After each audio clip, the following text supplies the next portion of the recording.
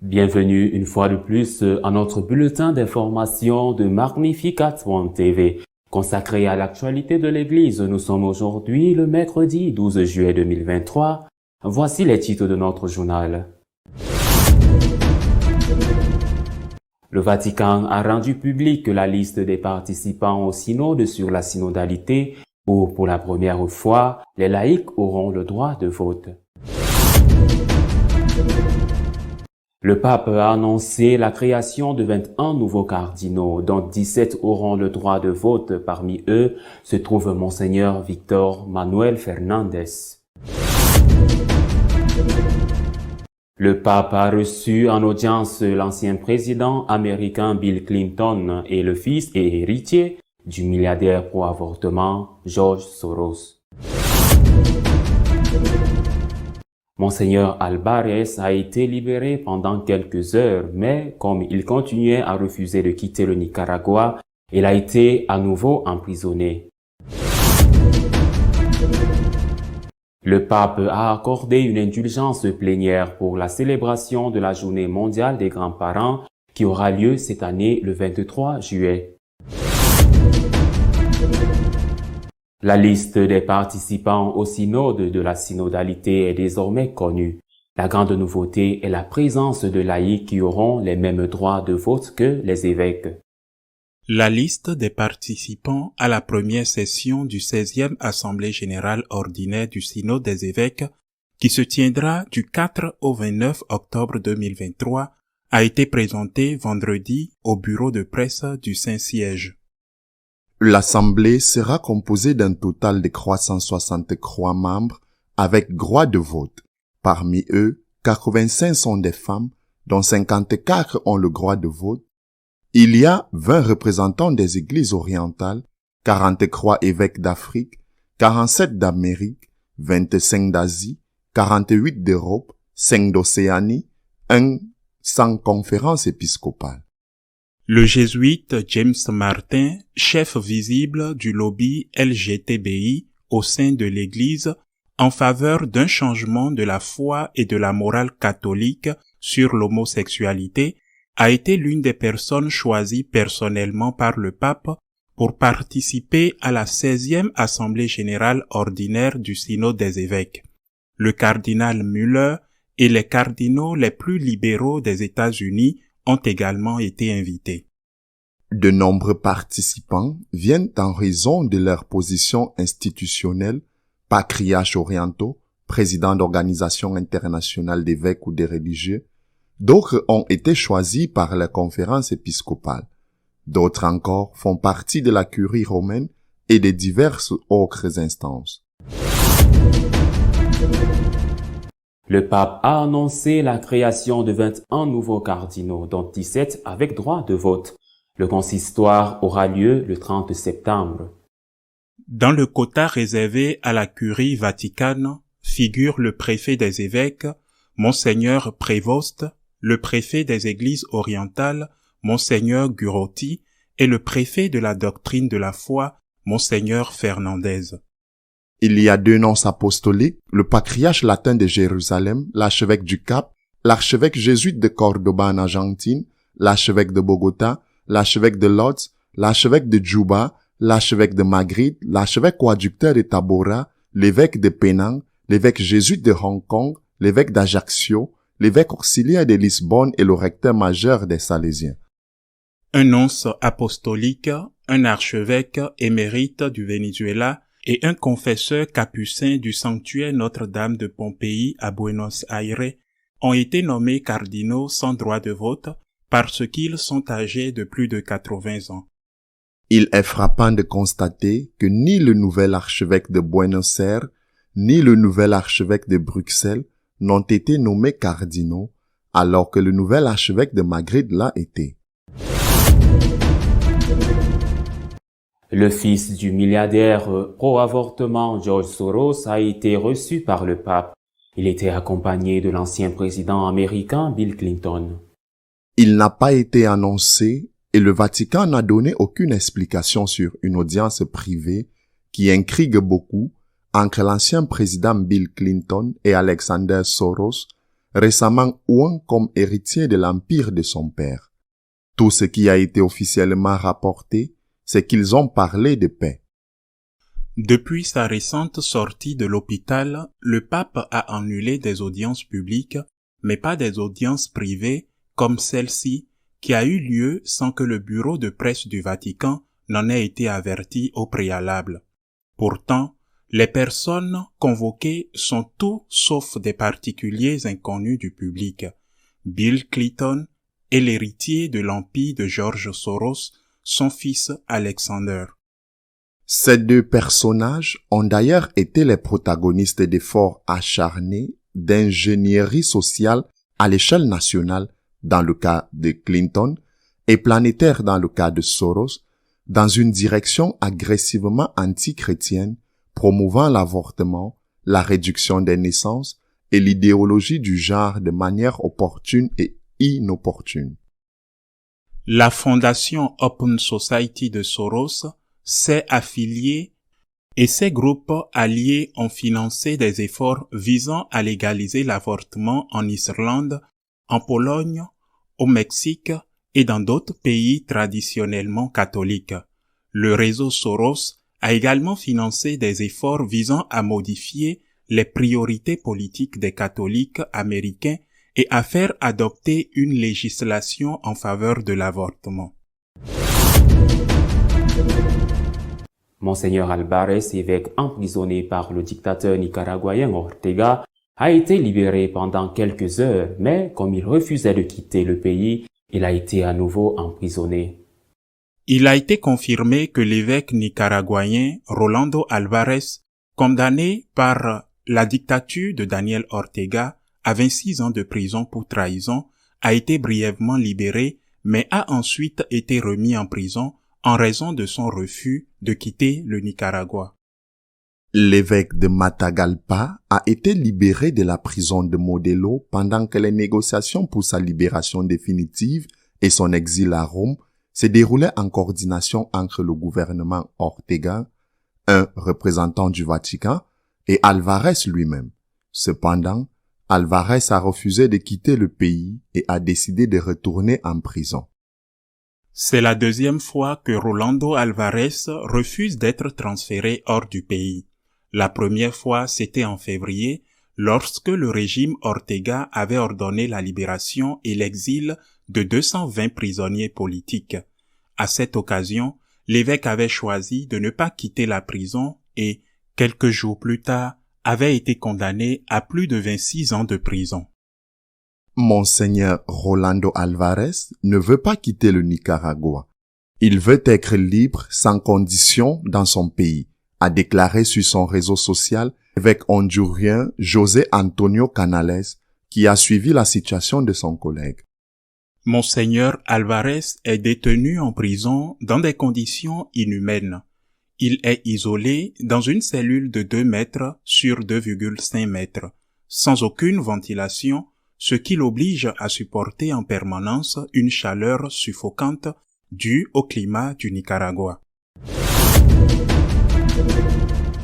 Le 23 juillet, il sera possible d'obtenir une indulgence plénière à l'occasion de la célébration de la Journée mondiale des grands-parents en remplissant les conditions établies par l'Église.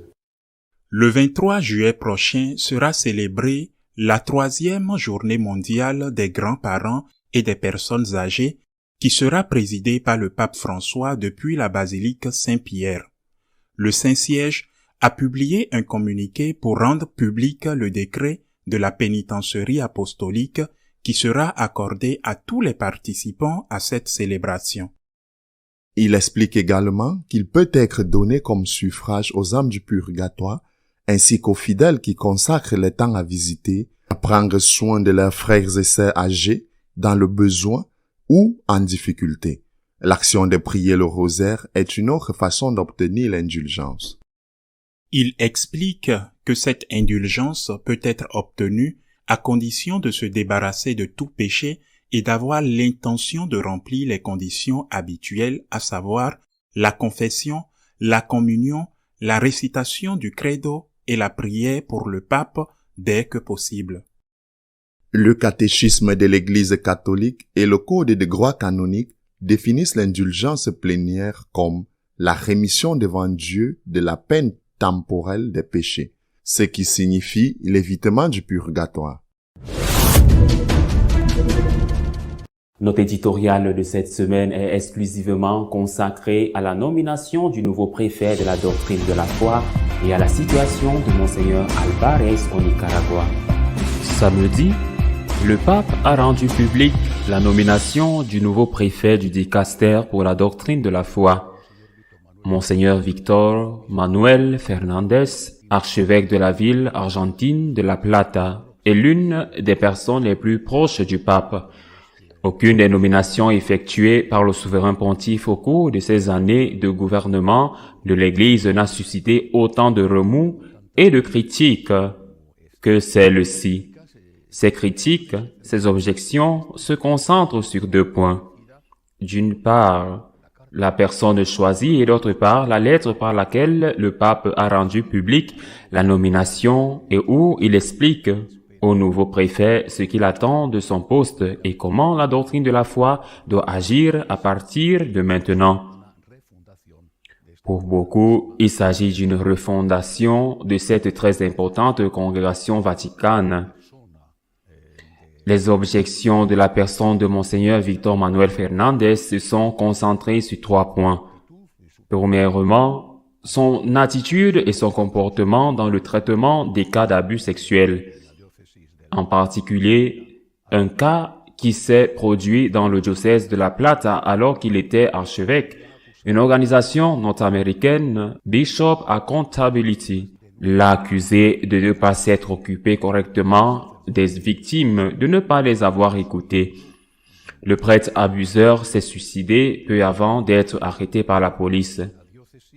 Le diocèse a publié un communiqué affirmant que Monseigneur Fernandez s'était bien occupé des victimes et leur avait accordé du crédit, mais que s'il n'avait pas agi en ouvrant un procès canonique contre le prêtre, c'était parce qu'il n'avait pas eu le temps de le faire. Étant donné que le prêtre s'était suicidé, eh bien, c'est une question qui reste ouverte et je ne sais pas si elle aura un avenir. L'autre question concerne l'un des livres publiés par l'archevêque il y a de nombreuses années lorsqu'il était jeune prêtre et qui s'intitule « L'art du baiser, guéris-moi avec ta bouche ». L'archevêque s'est également défendu en disant tout d'abord que c'est un livre qu'il a écrit dans sa jeunesse et surtout qu'il a écrit pour aider les jeunes à trouver d'autres façons d'exprimer leur affection sans tomber dans le sexe avant le mariage. Que c'était la cause, c'est-à-dire de dire, eh bien, vous pouvez exprimer votre affection pour l'autre personne avec un baiser et non en couchant avec elle. C'est ce que l'archevêque a dit et a ajouté également qu'il a écrit beaucoup d'autres livres et qu'il semble injuste que l'attention ait été concentrée uniquement sur cette œuvre, une œuvre de sa jeunesse. Par exemple, il a écrit un livre intitulé « 5 minutes avec le Saint-Esprit » qui est un best-seller, un petit livre sur la spiritualité, mais qui est toujours publié et qui a fait et continue de faire beaucoup de bien à de nombreuses personnes en les aidant à se rapprochant de Dieu et, dans ce cas particulier, du Saint-Esprit. Ce sont là deux des objections qui lui ont été faites. Les objections les plus graves étant peut-être liées à ses positions et opinions théologiques, surtout à partir de l'une d'entre elles, celle dans laquelle il a affirmé un jour que la fonction du vicaire du Christ, de successeur de Saint-Pierre, n'est pas liée, ne doit pas être liée au fait d'être évêque de Rome. Une affirmation dont le cardinal Müller, ancien préfet de la doctrine de la foi, nous a rappelé qu'il s'agissait d'une affirmation hérétique. De plus, dans une homélie du 5 mars, Monseigneur Fernandez a dénoncé le fait que l'Église, ce sont ses mots, a tissé toute une philosophie et une morale pleine de classification, une façon de classer les gens, de leur mettre des étiquettes, celui-ci est comme celui-ci, celui-là est comme cela, Celui-ci peut recevoir la communion, celui-là ne le peut pas. Celui-ci peut être pardonné et pas celui-là, se référant, sans le dire explicitement, à ces personnes qui ne peuvent recevoir ni confession ni communion parce qu'elles ne sont pas mariées dans l'Église et qu'elles vivent comme mari et femme, ayant des relations sexuelles l'un avec l'autre. Qu'elles soient homosexuelles ou hétérosexuelles. Cela va naturellement à l'encontre de l'enseignement de l'Église. Et c'est une opinion à laquelle l'évêque n'a pas explicitement fait référence, mais qui pourrait impliquer qu'il pourrait être en faveur de l'admission à la confession et à la communion de toutes les personnes qui, pour quelque raison que ce soit, ne peuvent pas être mariées dans l'Église. C'est une interprétation. Ce n'est pas quelque chose qu'il a dit explicitement, mais c'est l'une des choses que ceux qui l'ont critiqué ont maintenant rappelé.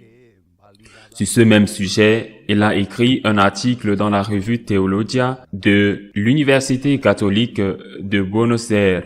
Dans cet article, il justifiait l'utilisation de préservatifs dans les cas où l'un des deux membres du couple, l'homme par exemple, ne pouvait pas ou ne voulait pas pratiquer l'abstinence sexuelle qui est liée à l'application de moyens naturels de contrôle des naissances. De sorte que, pour éviter la rupture du mariage, la charité conduirait à l'utilisation de préservatifs afin qu'un mal plus grand, comme la rupture du mariage, ne se produise.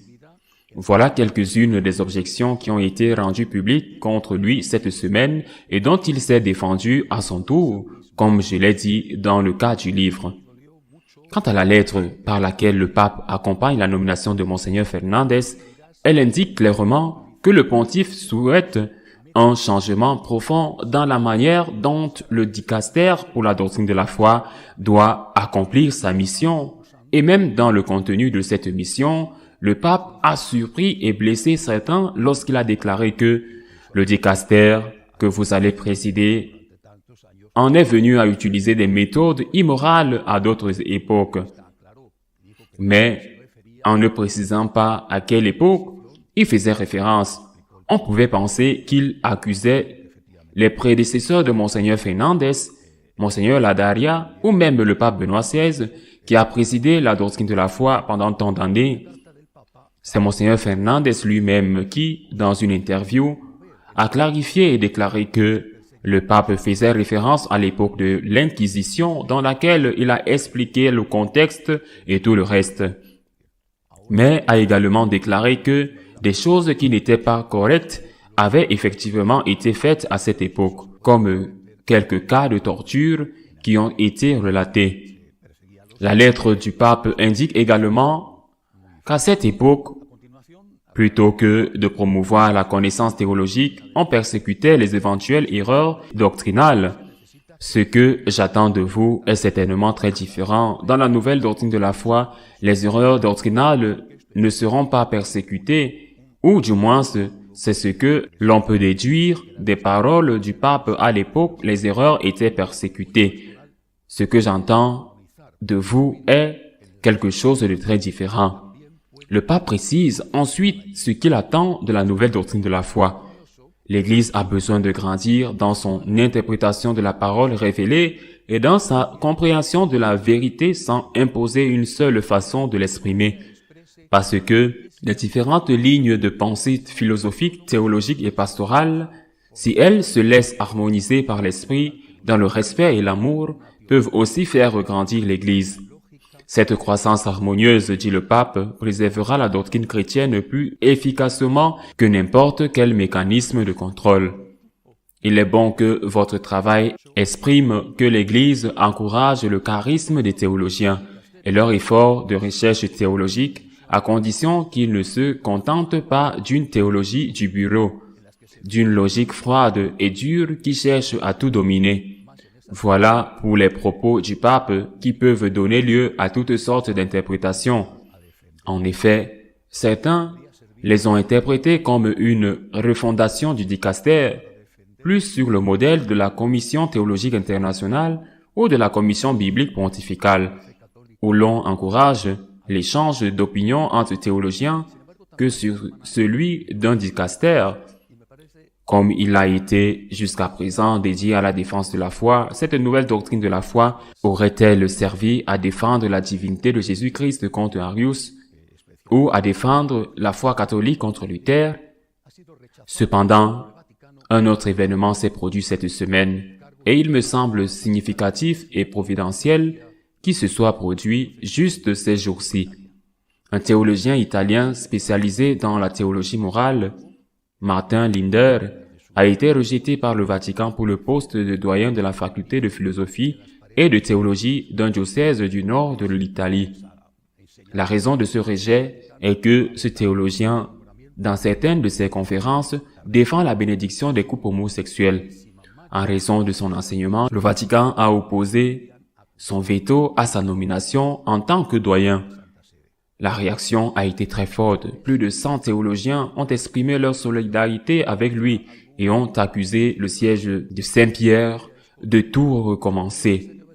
La question est de savoir qui est à l'origine de cette interdiction. Peut-être un Maccabée qui se cache encore dans un dicaster du Vatican. L'interdiction émane du dicaster pour la culture et l'éducation catholique, dirigé par le cardinal portugais Tolentino, qui est probablement l'un des cardinaux les plus libéraux du Vatican.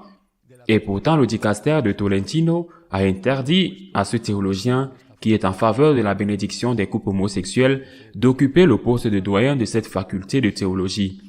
Cela me semble significatif et peut peut-être nous donner un indice sur ce qui pourrait se passer à l'avenir avec la doctrine de la foi également. Parce que peut-être une chose est ce que l'on voudrait faire et une autre chose est ce que l'on doit faire lorsque le moment est venu de prendre des décisions. En tout cas, l'avenir nous le dira. L'avenir nous le dira ce que la doctrine de la foi fera à l'avenir, lorsque des cas se présenteront, comme cela vient d'être le cas avec le théologien italien en faveur de la bénédiction des couples homosexuels. Une troisième nouvelle cette semaine terrible, extrêmement douloureuse.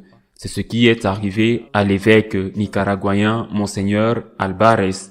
Monseigneur Albares, évêque de Matagalpa, a été emprisonné, accusé de trahison, condamné à 26 ans de prison, une accusation absurde, simplement parce qu'il défendait la liberté du peuple nicaraguayen. Ils lui ont proposé l'expulsion s'il aille aux États-Unis et que rien d'autre ne lui arrive là-bas. Ou bien, s'il préférait rester dans son pays, il le mettrait en prison. Cela fait maintenant plus de 3 mois qu'il le garde en prison, dans une pièce isolée, fermée, sans aucune ventilation. Une pièce de 2 mètres sur 2,5. Peut-on imaginer la souffrance de cet homme? Peut-on imaginer l'horreur d'être dans cette pièce sans air conditionné, sans fenêtre, dans un pays aussi chaud que le Nicaragua? C'est une véritable torture. Cette semaine, dans le cadre d'un processus qui n'a pas encore été totalement clarifié, il semble qu'il est sorti de cette torture, de cette pièce, je ne dis pas brûlante, mais presque. Ils l'ont emmené à la conférence épiscopale et il semble qu'en présence d'une autorité du Vatican, il lui ait offert la possibilité d'être expulsé ou de retourner en prison. L'évêque qui avait déclaré il y a 3 mois qu'il préférait la prison parce que l'acquitter signifiait être réduit en silence, a maintenant déclaré qu'il préférait retourner en prison et il a été à nouveau emprisonné dans la même pièce terrible, sans ventilation, et qu'il sait à quel point il y fait chaud. C'est un exemple et c'est aussi une raison d'espérer. Une raison d'espérer parce qu'il y a encore des évêques, et certainement beaucoup plus que dans le cas de Monseigneur Albares. Il y a encore des évêques qui sont prêts à donner leur vie pour le Christ. C'est un exemple pour nous tous qui nous dit jusqu'où nous devons aller par amour du Seigneur. Et c'est, je le répète, une raison d'espérer parce qu'il y a encore des fruits extraordinaires de sainteté dans l'Église. Ne cessons pas de prier pour cet évêque martyr et prions aussi pour le nouveau préfet de la doctrine de la foi, Monseigneur Fernandez, qui a écrit ce livre sur l'Esprit Saint. afin qu'ils soient guidés par l'Esprit Saint et qu'ils fassent de la doctrine de la foi le dicaster qui protège, qui garde et qui explique de la meilleure façon possible le trésor de la foi qui ne peut jamais être trahi. À la semaine prochaine, si Dieu le veut. Si vous souhaitez être au courant de ce qui se passe dans l'Église, vous pouvez le faire à travers notre page d'information Magnificat.tv. Nous continuerons à vous tenir informés de tout ce qui se passe dans l'Église. À nous revoir la semaine prochaine, si Dieu le veut.